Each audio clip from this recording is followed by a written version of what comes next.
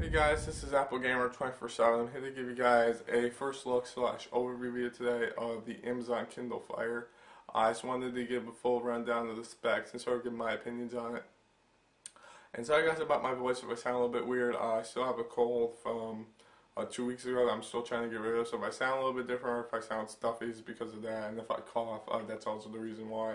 So sorry guys about my voice. So let's get started with the Kindle Fire stuff. Now I have all the specs over here on my iPad too. That's to the left of me at the moment. So if you see me look over that way, it's just because I'm trying to get the specs right. So the first thing I do want to talk about the Kindle Fire is that's going to be a 7-inch Android tablet. I'm not really a big fan of the 7-inch form factor, but some people really like it. It actually looks pretty nice. I'll probably put a picture of it somewhere.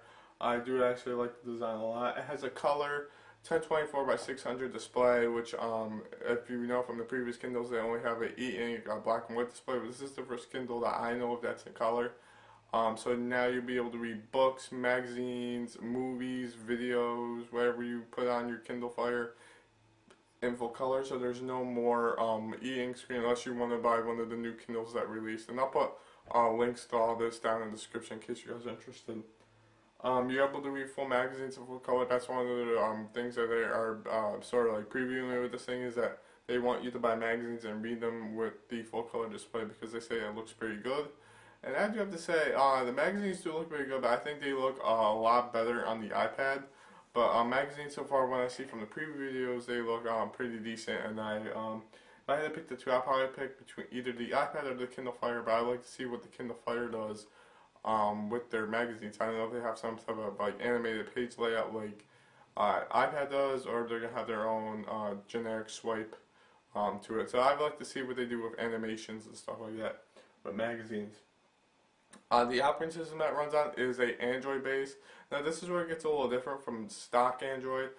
This is Honeycomb, but it's just the kernel of it. Amazon has built their own layer of Android, a sort of like a bookshelf style UI. Basically, you would stick movies, games, apps, videos, whatever you decide to put on your Kindle Fire, all on a bookshelf, and you basically swipe through them to find what you want, and you just tap on it. Now, I personally like this version of Android. I think Amazon would be smart to branch it out into other pieces of Android, like other tablets and stuff, because I've seen a lot of other Android manufacturers and other Android tablets. A lot of people ask me, how do I find this or how do I use this? I don't really know because I don't use Android, and I usually have to look it up online for that person. So I think if Amazon could, sell this off and license it to other Android manufacturers, I think make Android a lot simpler to use. I think it would make a good consumer choice besides picking up an iPad and maybe say this Kindle Fire. So if Android can get as basically simple as this, I think it would be good. But I really do like this style. I think it puts Android a really simple place, and also makes it dead simple like the iPad. So that's one thing I do like about the operating system. It also uses the Amazon App Store. I forgot to mention this. There's no like Google integration in this unless you download it from the like the Amazon App Store if you want Google Maps or something like that. If you want those, you have to download, but there's no Google branding on this tablet whatsoever. So everything is all Amazon based, sort of like Apple does. They control the software, the hardware, and the ecosystem. So that's basically, they're playing the Apple game with this one. It has a dual core CPU, which is good. It's making things run really fast and really zippy.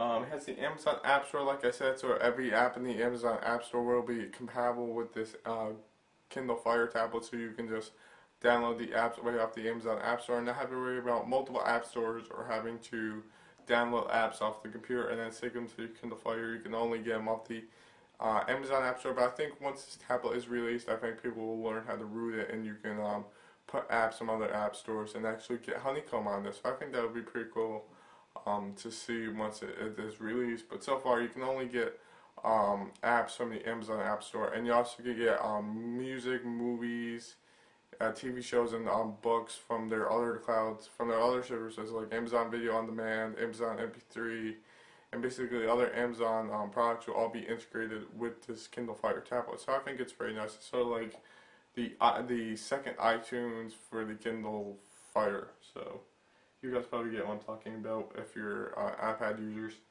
There's also a browser that they built. It's not actually like a traditional browser like you would see on the iPad. It's a totally new browser. They call it Silk.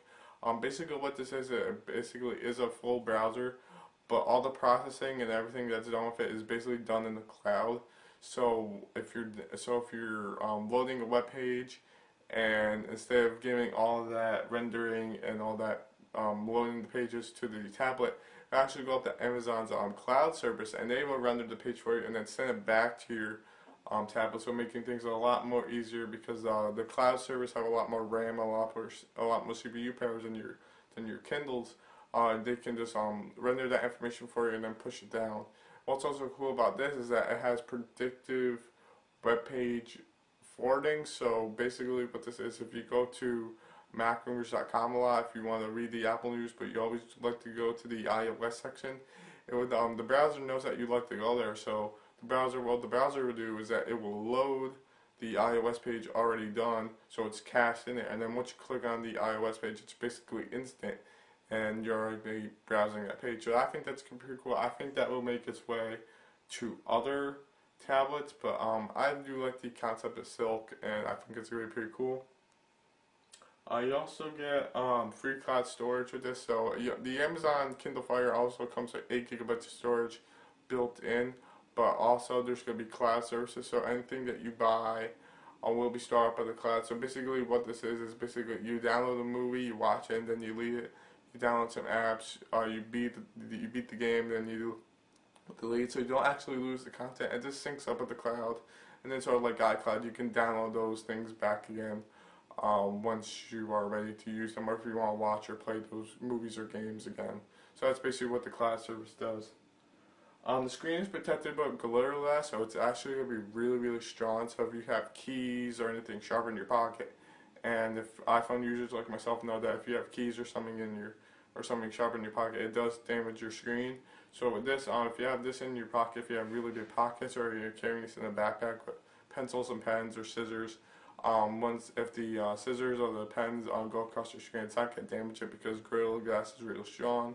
So I think that's pretty cool. I think it's a really good added bonus to the Kindle Fire for the price that it has.